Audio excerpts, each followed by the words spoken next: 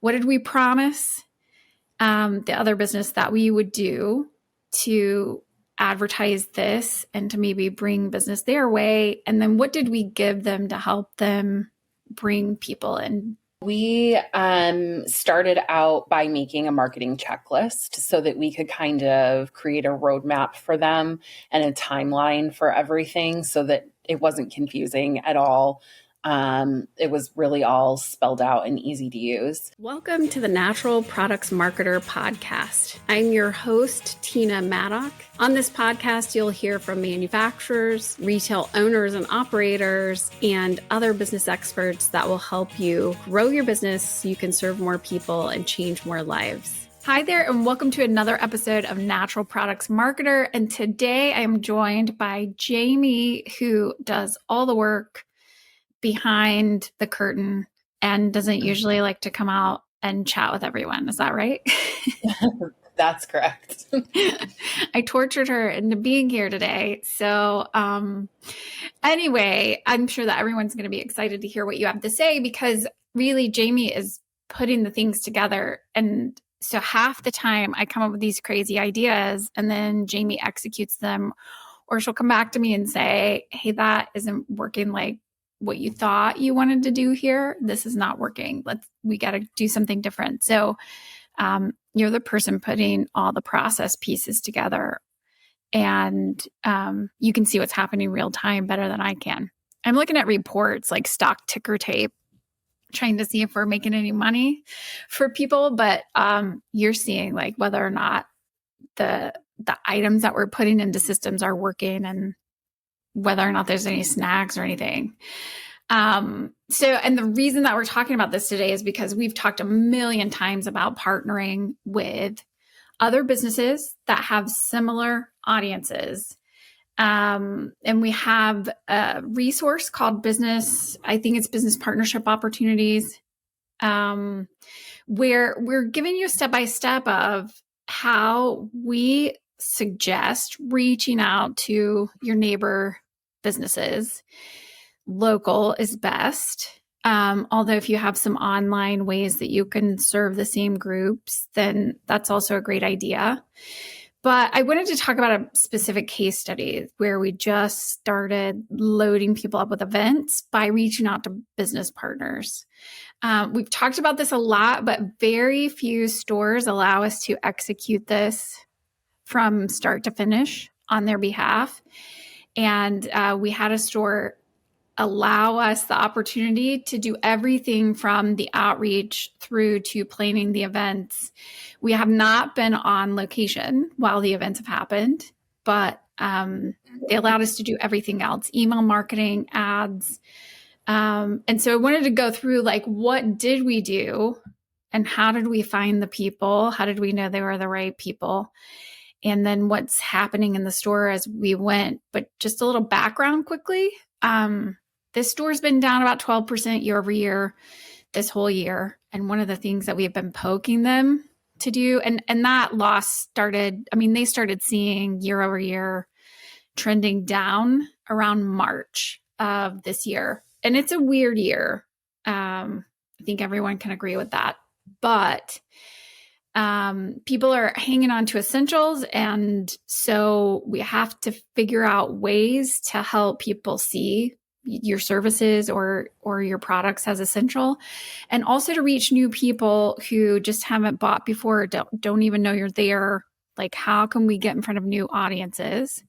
And a lot of times people are trying to do that one-to-one. Like, they're trying to digitally pick up a new person here and there who is starting to get to know them online. And that takes a long time. It does work, but it does take a lot of time building these audiences up over time. And one of the things that we've talked about getting a big bang for your buck is reaching out to a similarly situated business who is in front of the same types of customers that you work with, and then having them market for you while you're also marketing for them, and creating a little reason for someone to come in by creating an event, an activity, or something educational for people. So with this particular store that we're talking about, just spoiler alert, They've ended up, last month, they were up 12% year over year when it's been a very down year. And they are trending to be up over this year and over the previous year before that. So how did we find these people, Jamie? Well, I think that a lot of people already know these people in their Yeah. community or already have a connection. So it might seem like a daunting task to have to reach out to everyone, but chances are they already know people that they can connect with, whether it is just a local business that they frequent, or if it's people that they've met at networking events, or even maybe other business owners are coming into their store already to purchase product or services. So we have done some extra research to try to find other people in the community that we can reach out to. But the business that we were talking about already had a great start, like a list of people that they were ready for us to reach out to. Yeah. And, I think about a year ago, maybe, correct me if I'm wrong on this, they had a business that came to them that probably was not exactly their customer, but active lifestyle customer who had come to them and asked to do some sort of pairing with them. And they kind of put them off.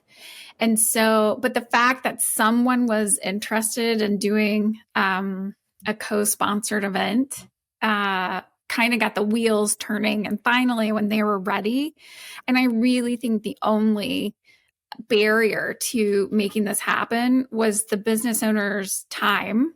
She was feeling like, I'm going to have to do everything all by myself, and I don't have time to reach out and follow up with people. But the minute that they started talking about doing things like this, they did have people from their customer base and community start to reach out to say, you should have this person, or I'd love to be part of this. So we started adding those to the list, but also we did a little research, just Google Maps, same area. Like, what are some other locations in the area that we could just reach out to the business owners? And we've got some other tools where we can find like phone numbers and that sort of thing. But really, I just said to the business owner, all right, you keep putting this off because you're not going to do it. Let us do it start to finish. Just reach out to these people, set everything up for you. And then you just need to show up for the event. Can we do that? And she finally gave us some dates that would work. And guys, we're only doing like 2 events a month here. And we set up, I think, 3 or 4 to start with. And now we've got more people coming in. So I think if you're going to look for people, the first place I would look is like you said, Jamie, you've got people that you're going to their location already. And for most people, you are part of your target market, or you wouldn't have started a store in the first place. So if you just think about places that you frequent, your other customers are probably frequenting there as well. You could start there. But the other places to start is to ask your customers, maybe your very favorite ones, like, who do you use for X service? And some ideas of things like, we have put on the menu meditation, breathing exercises, some education around self-defense. And I think we're going to do some hormone education. And the minute that we said we have a lineup, we've got this activity, it's going to happen twice a month, and we've got a lineup already, then we also had other people from the community reaching out and saying, hey, can I get put on the list? So I think it all works that way. And Google, I mean, Google Maps is a great place to start. And I do find from other business owners that they feel intimidated by doing the outreach. So tell us from your perspective, you're making phone calls to reach out to these people, and some of them are already interested. So that's great. But let's talk about people who aren't. Like, how does the conversation go? What do you say to them? for people to start being like, hey, I want more information about what's going to happen. Tell me more. I think that once you start out letting them know that you're a local business, that helps, so they don't think you're calling from, wherever. And it starts the conversation whether they've already been to your establishment or they probably know where you're located. And then it was just a matter of, hey, do you want to partner with us on this? We will give your audience some incentive also to come in, which is huge. For this particular client, we offered 10% off of our packages to the presenter's audience. And that was, big for them, and also helped to increase sales for our client as well. So I think dangling an incentive carrot isn't a bad thing. And then really it was just committing to a date. And a lot of people agreed right on the spot, whether it was through phone call or just outreach through email. And I think there was only one business we talked to that noodled on it for a while and then decided not to participate. And that was one out of, 10 people that we had already spoken to. So the success rate was quite high. Yeah, that's a really huge take rate on that. So, and we developed some scripts. They're super simple. It's not a difficult conversation. It's a give conversation, a win-win, if you will. Because also the things that we're talking about is we're going to talk about you to our audience of X people are on our email list. We've got this many followers on social media. We're going to add it as a Google event on Google Business. We're going to add it on our website. So we have a list of things that we're going to do to sort of advertise the event. We ask them to do something similar. So we say, send this out to your group. And if it's kind of a local business that doesn't have a huge email list or something like that, we're saying, put it on your personal Facebook page. Just help us advertise or share what we're posting, which boosts the algorithm to have it show up again in your location. And when I talked about ads earlier, on the first event, we did a little bit of advertising, but it was $2 a day for 2 weeks as a boosted post on Meta. And of course, we did emails and that sort of thing, but we didn't even boost a post for the second the second event. And the first event, I think we had a limitation. Like there were only so many people that could fit in the space we were using.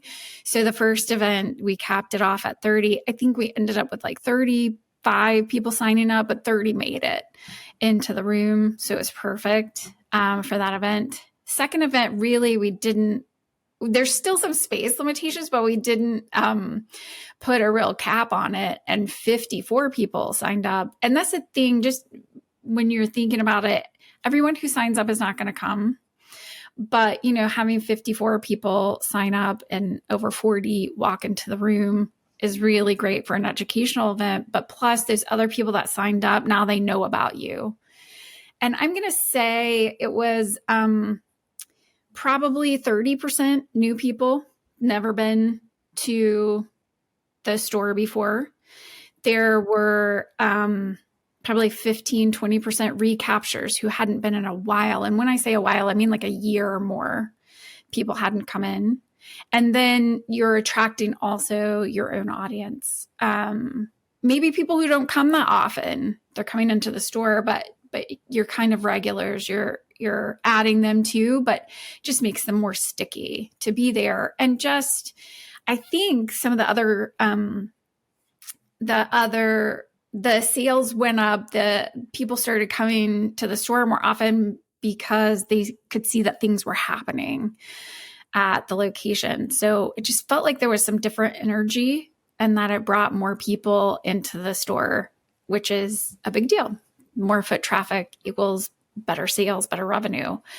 So I think all those things were working together, but those were kind of the numbers that we were seeing from one of the first events, and similar on the second event. There were signups. These are the amount of people that came. You're reaching new people from the other businesses, Rolodex, and then you're attracting some of your own and recapturing people who maybe haven't been in a really long time. So let's talk about like what were all the tactics that we used. What did we promise the other business that we would do to advertise this and to maybe bring business their way? And then what did we give them to help them bring people in? Yeah, so we started out by making a marketing checklist so that we could kind of create a roadmap for them and a timeline for everything so that it wasn't confusing at all. It was really all spelled out and easy to use. And then we made sure that we created email templates, social media templates, along with the graphics. And we also created some collaterals like posters, postcards that people could hand out at their own events, or even just at their store, at the register or something like that. We also made sure that we, like you had said before, were posting the event to the Google My Business profile. And we created a Facebook event for the most recent event that we did.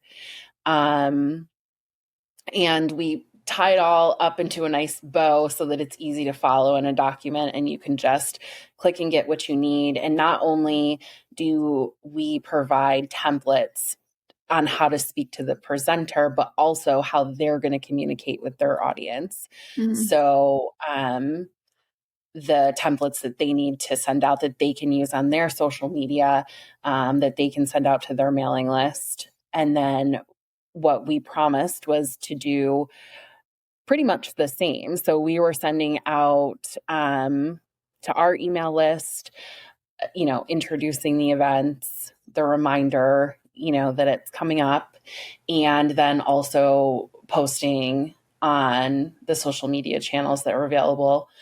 And we did the work posting for like Google My Business and the Facebook event. But it was pretty much the same content that we had already supplied to them.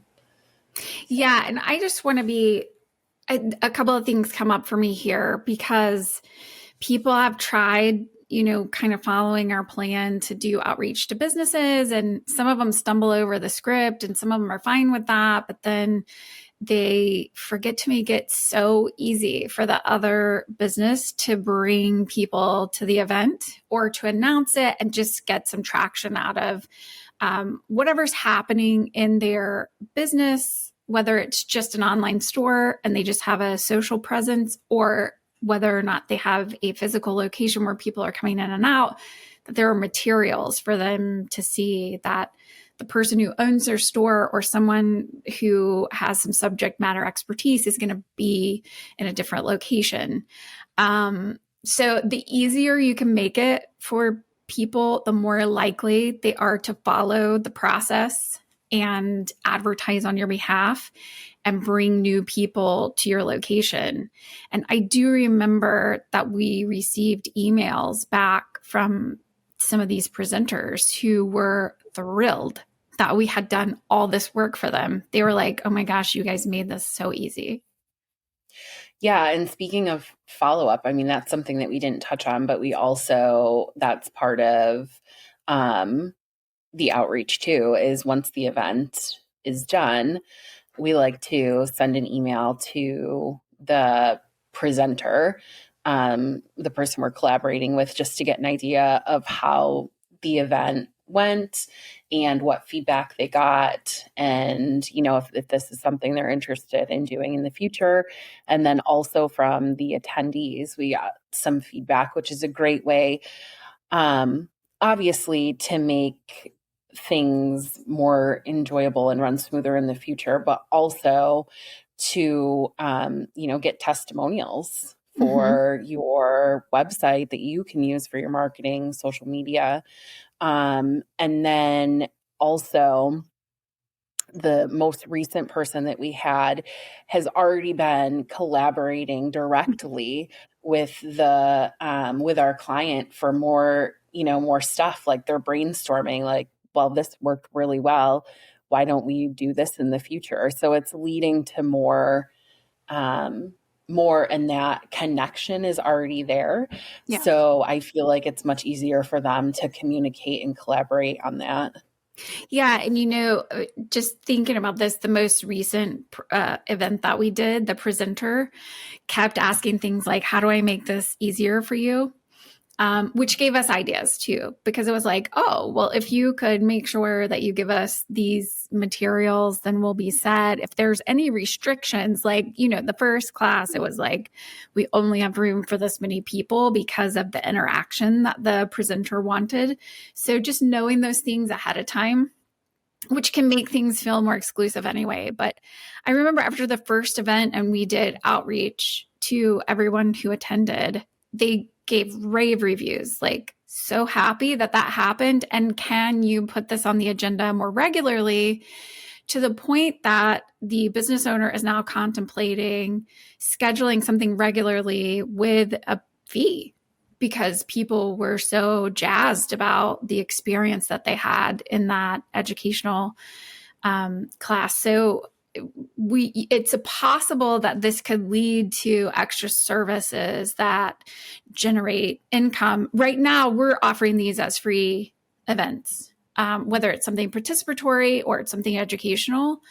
And I'll tell you, I think the ones where there's some participation, that it works better. So when we're talking about guided breath work or meditation, those sorts of things really kind of hit the nail on the head, because people like to have some sort of interaction. And I think, some of these classes have been for a specific thing, like guided breath work to release something, or meditation to overcome past trauma. So you even have a more focused, like, people know if it's for them kind of activity. And, we're going to be talking about hormones, and I think it's going to specifically be around perimenopause hormones, that kind of thing. So it seems niche, but people have been coming out of the woodwork for these educational events. So, and it can lead to other services that drive revenue. But I do think it's also just that the presenters have been super happy, because they have been able to say they have sort of an exclusive discount for a period of time. And we do put a time limit on it, that you can use their code to get a specific discount. And it makes it feel like, oh, I can take something to my customers that they really can't get anywhere else. So that's an extra reason that someone would be willing to do this type of co-opt activity. But making it easy is really important. And I also love that we were able, when we got the feedback from the participants, that we are giving those testimonials also to the other business owners so they can use it on their website. So again, the more that you can kind of make this a win-win for everyone, the more people are going to be willing to participate.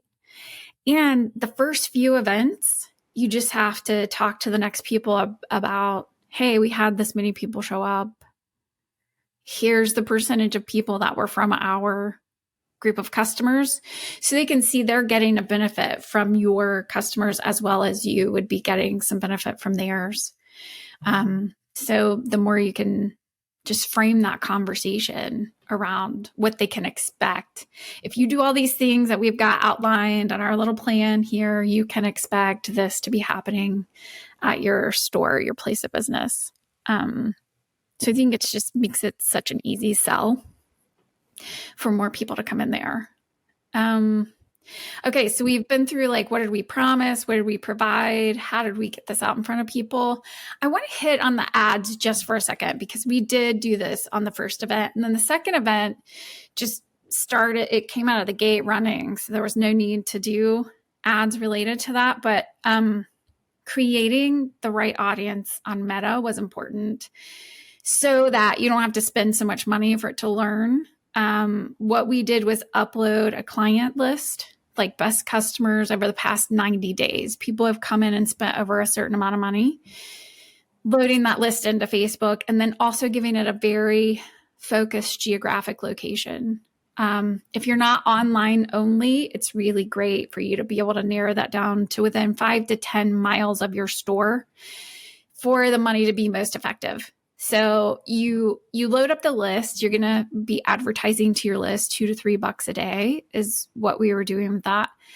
As well as saying on top of that, Facebook create a lookalike list, but limit it to this 5 to 10 mile zone around my store, because most people that are coming into stores it's limited to about 5 to 10 miles. If you do a lot of events, though, you can pull people in from over 30 miles away, that kind of thing. But you're mostly going to be seeing people 5 to 10 miles away. But I think you can keep your budget really low on Meta ads if you put this in front of the right audience.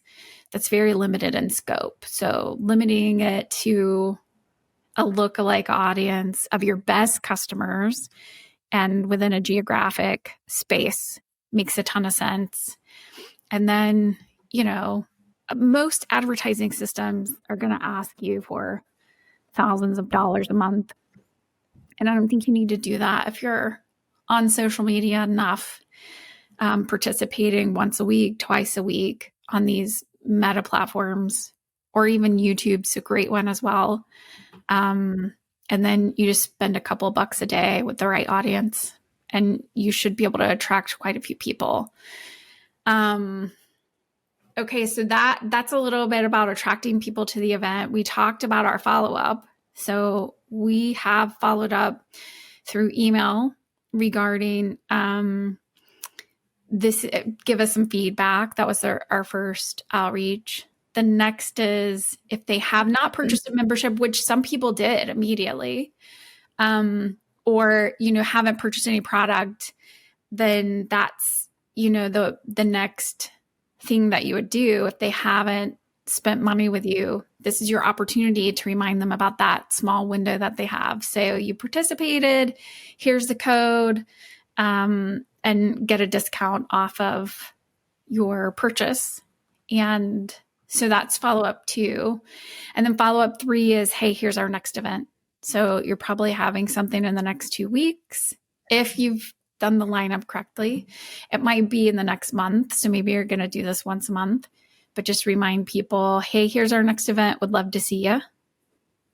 And go from there. Because then it's the, hey, we have the event. It's a reminder. And this gives you a good focused audience to start emailing to once a week, once every 2 weeks, with something that they're already interested in coming to do. All right, what else? How else have we worked to do some follow-up on this, or what are you seeing that we probably should be doing that we haven't done yet? Well, I'm not sure if you did. I haven't personally followed up with our client yet to get a lot of feedback, but I think you had done that with them. So that's important too, because you want things to work well and be beneficial. You don't want it to be something where it caused a huge headache, because this is supposed to be something fun and something to get people in the door. And so that's great that you did that. I will be part of that, going forward. And I think that that's important as well. Yeah, let's talk about the client for a minute, because there was such hesitation in the beginning, right? And we were struggling to get like calendar dates, but and you have to have that. Someone's got to be at the store, because we're just not geographically there. We can do everything else, but being in the store to do the event is not something that we offer. But tell me, like, the easiest for you, what makes it so easy for you to do the outreach and then schedule everything and tie it off with a bow? What do you need from the What client? what do I need from the client? Okay. Yeah, yeah. So the schedule, obviously the dates are Mhm. most important because that has to really match up with what's easiest for them and what makes the most sense for your, customers or clients, whoever's coming in the door. Yeah. This particular client, we wanted to make sure it was right after a class when you already have people in in this particular environment was the studio. So when people are in the studio already, they can just come right after class, and it's, a little bit easier for some people to get there, invite a friend Mhm. or family member. And I think really just preferences after that, like, is there a max amount of people? Do you Mhm. not want anyone, in the space that's over 45 people or some amount? And then do you have any restrictions like, or add ons that need to be thought of? So, for example, with this particular client, you needed a mat and you needed to purchase that. If you didn't have one, you needed to purchase it for an add on. So, just things like that where we could just give people all the information up front so nothing's a surprise when they Yeah. walk in the door.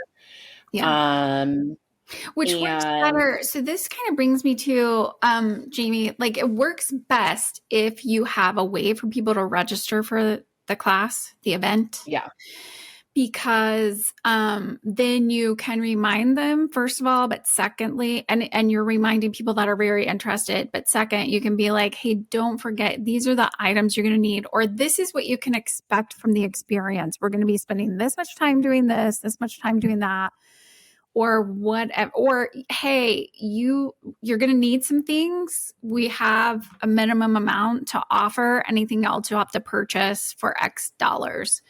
If there's some sort of interactivity and you don't have enough materials, that kind of thing. But those are the kinds of things to prepare for. So having a way for people to register is important, even if it's you keep it on a list. You're mm, writing it down every time that someone's like, I'm coming. You can have them email you. It doesn't have to be a formal like form for them to fill out, but it does make it easier if they can just click a button and be like, I'm in. And yeah. also Plus, yeah, go ahead. Sorry. I was just going to say, then that gives you, their email and their contact information for future Yeah. communications too, even Yeah. not related to the event. So that's important information to have. Yeah. Also, just the follow up, and tracking who came and who didn't, because you can send two different tracks of messages out of, we're so glad that we had you there. Everyone had a great experience. Tell us more about yours. To, hey, we hate that we missed you. Thanks for signing up. Mhm. You can still enjoy all of these benefits or discounts or whatever it is that you want to talk about. You were talking about like making sure that you're scheduling it at a time that's good for the customers. One way to do that is, when is a busy time? Like what's right after some of your busy moments, where, flow's kind of going down, but people might be around a little bit earlier and you can keep them hanging out a little bit longer, because they're used Yeah, to coming in that time. we had one client who was really working on like children's products, and they had morning events Mm-hmm. like with children that were not in school at the time. And so they're already up and they're fed and they're ready to go, but it's before nap time. And so if that was your audience, was to get in, young moms that were, catering to their children, then that, the morning time worked better for them. So it's just all based on whomever you're trying to reach. And we help to, discuss that with them and figure out what's best. It's, as a support, they don't have to do that all on their own. Yeah.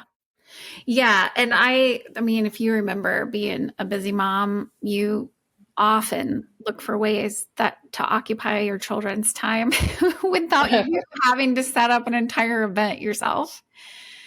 Reading days at the library are fun.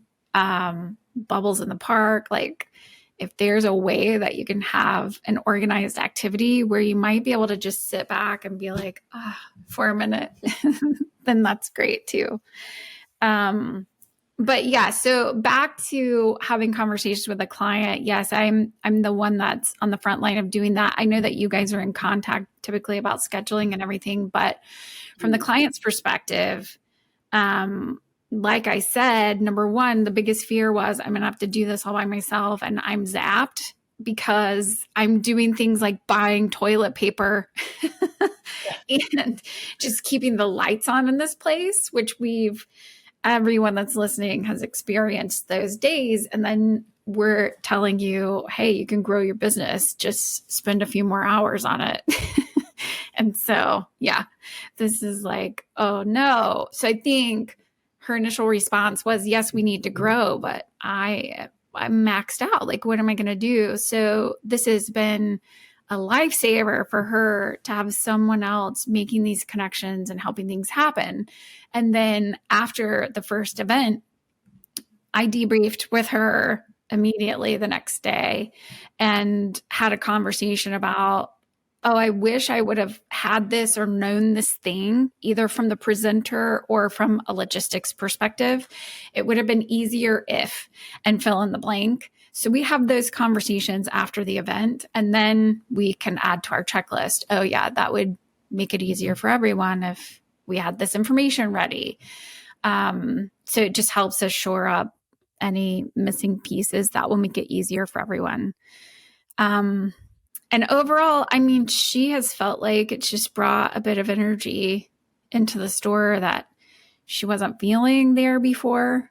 And so I think she's really excited about the fact that many people are willing to come at a time when they're not typically open and hang out and then end up becoming customers and that kind of thing. So she's been thrilled around that and around the volume of people. We've talked to people who have worked on these types of things before, and usually the first event or two. And I think too, Jamie, like the first event that she did on her own, which made her really leery of doing this at all, by the way, because she tried to do an event on her own.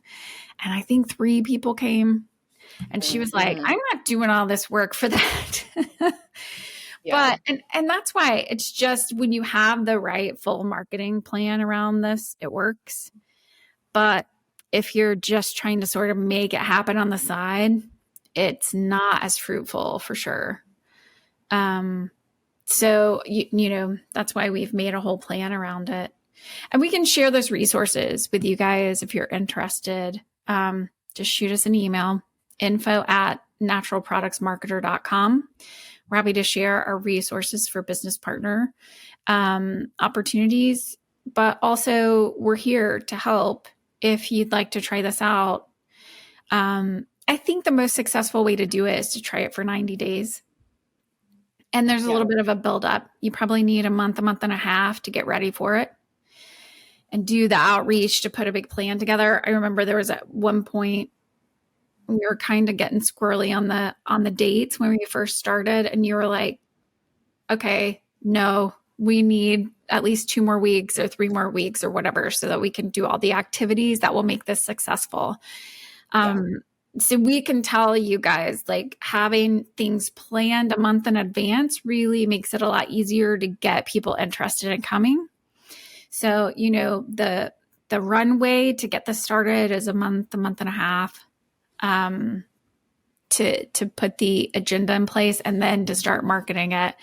And then probably 2 months in, you can start having your events after everything's set up. And then you just keep adding on to the back of it, having more and more events. But to be the most successful, we'd say if you wanted our help with something, 90 days, let's do a 90-day plan of events. And again, we're only doing 2 a month. So it's once every couple of weeks, but you could do 1 a month if you wanted, or every week. You can do something where it's just sort of expected. You've got a new thing going on once a week. But I think the 2 weeks has been really nice because it gives people a minute to breathe in between the activities that are happening. Yeah, and it helps to be able to get out the email communications and social media posts without it being like on top of each other. Yeah, without it being too much information coming at everybody at once. And now is a great time because if you're planning, for the new year, now would be a great time to do that and start setting up stuff in January and February. Yeah, totally agree. Hit the new year running. And, we've planned around different holidays and everything with this particular store, and it's still working. Yeah. So do this yourself, or have us help you do it, or have someone else help you do it. Whatever you do, I think just having events at your location where you're partnering with another business is a great way to get in front of a lot of people at one time without having to do a ton of work. Because you might do a little bit of work on the front end, like getting things together, but once you put it in place, kind of a process that just sort of works by itself and generates other activities and business ideas and audience, all sorts of things. So I think you just can't go wrong with reaching out and doing these business partnership opportunities. I think that it has been really beneficial for everyone involved, the business owner, the person presenting, and the people coming. So it really is like a win for everybody. Yeah. And if you've got some giveaways you can give while people are there, even better. I think that just makes everything a little bit more sticky. But this will also evolve, like as we do more of these from start to finish for people, then I know that we'll come up with more ideas. I am full of ideas. And Jamie's like, oh no, we're adding another thing. No. I love ideas. Good, I'm ready. Okay. Well, that in a nutshell, that is how we are growing another business 12% year over year right here, October, November time, where things are trending back up in stores a little bit naturally. But for someone who had really lost a ton of momentum in this very strange year economically, where people are really focusing on necessities versus doing things that feel like you can toss them if you don't need them. This has been a real win for a store who really needed it this year. So highly recommend, whether you do it yourself, you have someone else do it, or you give us a call and say, hey, guys, can you help us with this for 2026? We'd be happy to be your partner. But either way, just make sure you're having events in your store. It will increase your revenue. All right. Thanks for coming, and we will see you next time. Thank you so much for joining us for the latest episode of the Natural Products Marketer podcast, where we're here to help you grow your business so you can serve more people and change more lives. If you have any questions that have come up during this episode or others, or there's just a retail challenge that you're facing today, I would love for you to reach out to us at info@naturalproductsmarketer.com. We're here to answer questions. But most of all, if you have a question, then another retailer probably also has that question. So we can bring experts onto the podcast to give you the information that you really need. And if you liked what you heard, give us a thumbs up or give us a review on YouTube, Spotify, Apple Podcasts, or wherever you're listening today. All right. It was great to see you.